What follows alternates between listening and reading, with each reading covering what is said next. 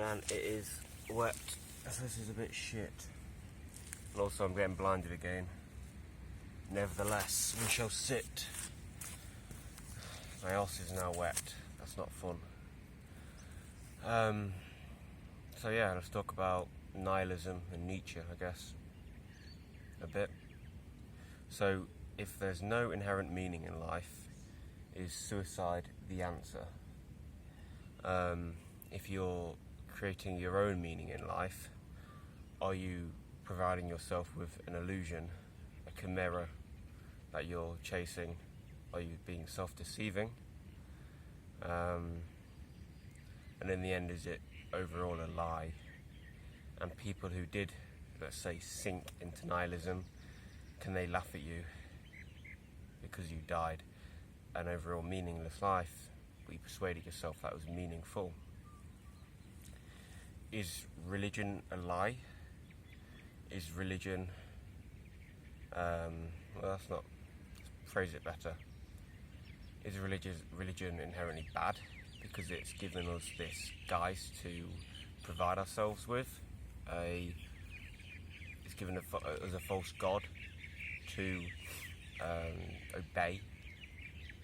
Or are our life projects just translations, mutations, different forms of religion? Because we are, I bet, worshipping a false god, even though, let's say, in a fantastic, almost idealised case, even though we chase our own vocation, let's say we, are very introspective and we find our life's calling and it does feel very meaningful when we're working toward it. Is this not just another religion? Are we still not worshipping this craft, this self-improvement? Because at the end of the day, is it not just all meaningless? So is this self-improvement and road to self-individuation not just another lie to ourselves? Or perhaps does the person who believes nihilism is true, that there is no objective value in the world, or value at all, nothing is more valuable than the other, is that person going to envy the person who has felt that they have lived a meaningful life? Does meaning have to be inherent for it to be true? Can we not have subjective meaning? Is this really another lie, a guise, a facade?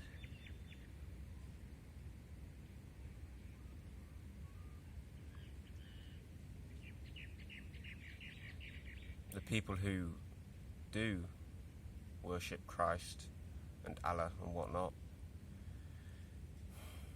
are they living a greater lie than those who are agnostic or atheistic and set out their own guidelines for life? Are they more fulfilled? The people who worship religious gods? I don't know. Personally, I believe that we do create our own meaning. Perhaps we eventually have some form of existential crisis, let's say, and we learn that our culture has provided us with a false belief system to some extent, or a fragile belief system, and when we do enough introspection and reflection and questioning really through reason, this foundation crumbles, veneer shatters, because it is a very thin veneer. You just have to inquire a bit, and then we're left stranded almost, or we think we're stranded, and then we have to construct our own belief system, and we can still keep culture's morality. I think the next step would be to form our own morality, as Nietzsche prescribes, alludes to. So yeah, I believe that we get to a point where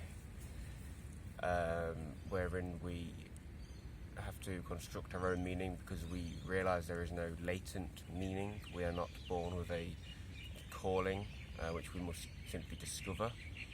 More so, we craft this calling, which may be sort of subconscious, and it can mutate as we live our lives in different ways, and then eventually through, result of our biology, let's say we have a collective history, a collective consciousness, which I could say we do to some extent, because we have human nature, which has been crafted through history. So that's what I mean by that. So a combination of essentially that and our life experience, which includes culture, all different types of conditioning and intellectual pursuits, etc.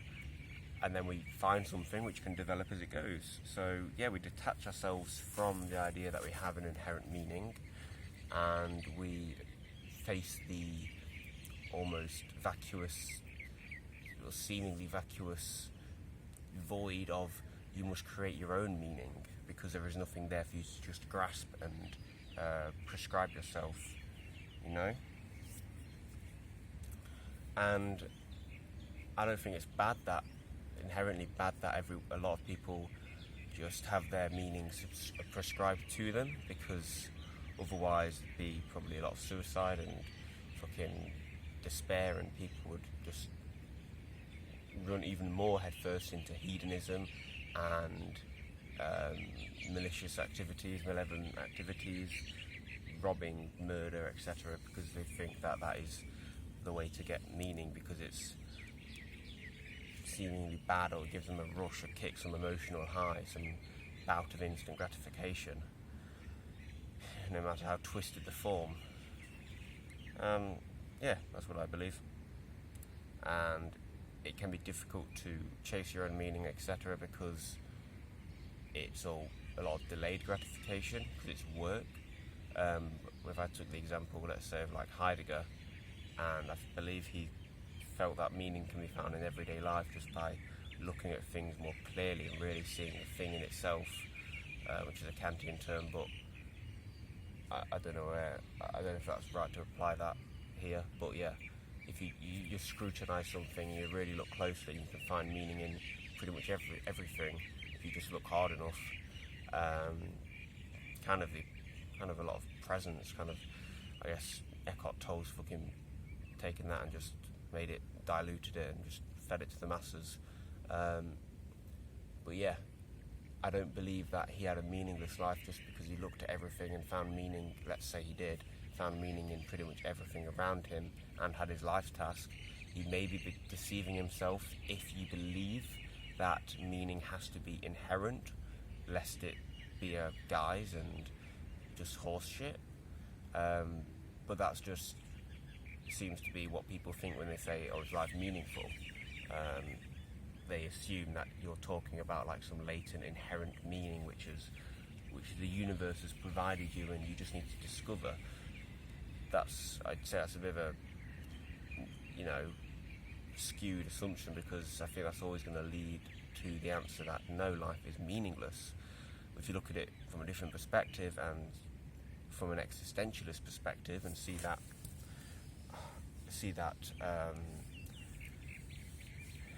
there's no inherent, I'm not born with meaning in that fact, but I can craft my own, then that's more liberating, I guess. But you can say that you are born with meaning, just to be a bit of contrast to existentialism. So I'm not saying that's true. You can say, yeah, there's meaning all around you at all times. Just being alive is meaningful, which I think is more akin to what Alan Watts believed. Just living, just experiencing consciousness is meaningful.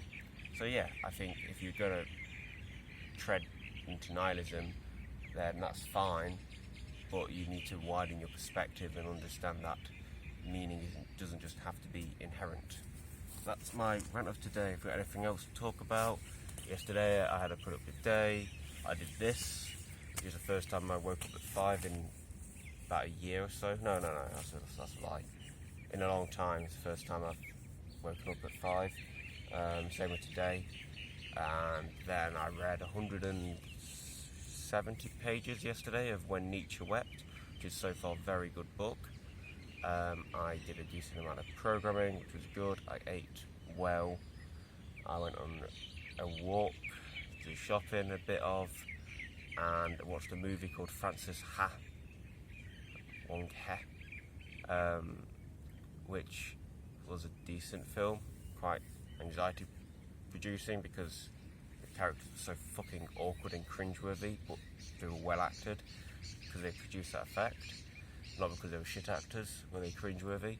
And that's about it. Did Ableton Live, which is a music producing software, sort of mastering and shit, all the technical words I don't know the definitions of very well, nor even know them apparently, because I can only name one. And that was fun, watching how in our house we've got a guy called Ashley, who is the mastermind behind a band called Springfield Elementary Jazz Orchestra or something.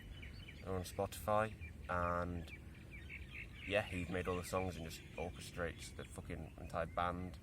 And he was showing us the songs that he'd made in this studio, and it was like, fuck, there's a lot to take in. It was quite interesting. Had a bit of an interesting debate with a Spanish girl called Patricia, who was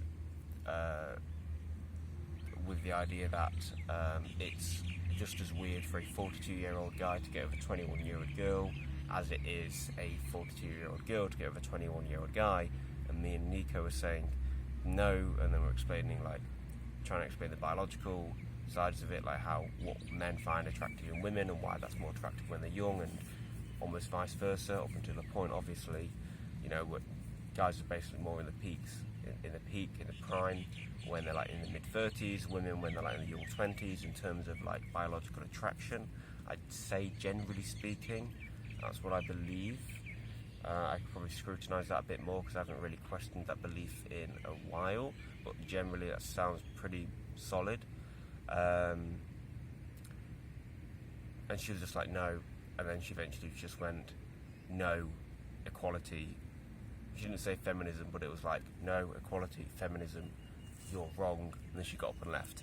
Me and Nico were just pissing ourselves because it was just like just such an emotional response, like, no, this can't be right, your reasoning I won't even process because it goes against my belief system that men and women are exactly the same, you know. And I was just like, it wasn't even annoying. That I don't know why I'm doing that. It wasn't annoying. It was actually very funny because I provided like a pretty good length of reasoning, and she just went, well, yeah, but like